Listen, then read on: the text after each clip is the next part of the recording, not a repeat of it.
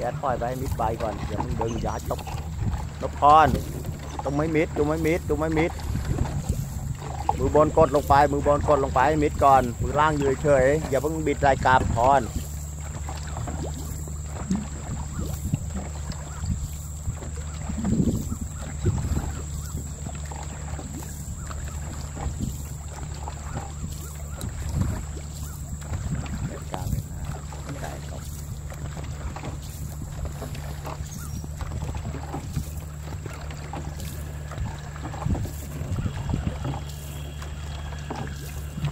นะคุณอย่าไปหยุดหน้านะคุณเริ่มหยุดหน้าอย่าไปหยุดหน้าพายเหยียดขึ้นไปเหยียดขึ้นไปสุดแล้วมือก้มเหยียดขึ้นไปอีก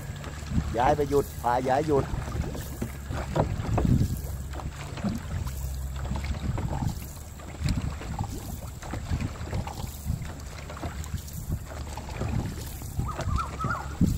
ครับทิ้งไปทั้งตัวทิ้งไปทั้งตัวอย่าไปเอียงนั่งให้ตรงแล้วทิ้งไปทั้งตัวอย่าไปเอียงล่างกับพายแน่นหลังไม้ตรงอย่าบิดข้อออกหลังให้เฉียดตัวมา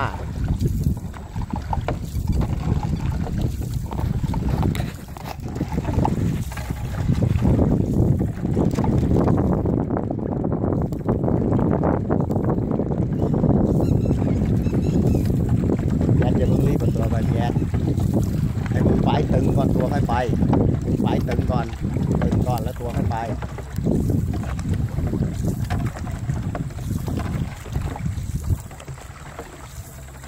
มือล่างยืดให้ตรงเป๊ะเลยมือล่างให้ตรงเป๊ะเลย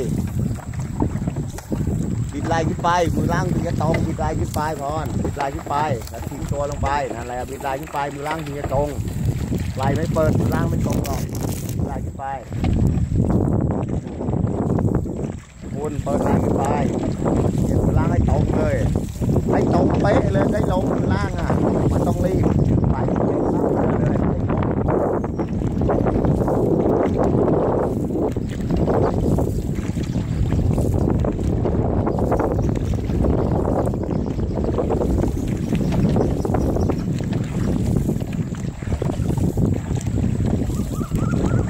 เรือเริ่มมาแล้ว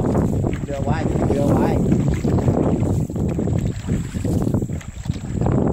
หวานจะกระปันไปหวานจะน้ำไป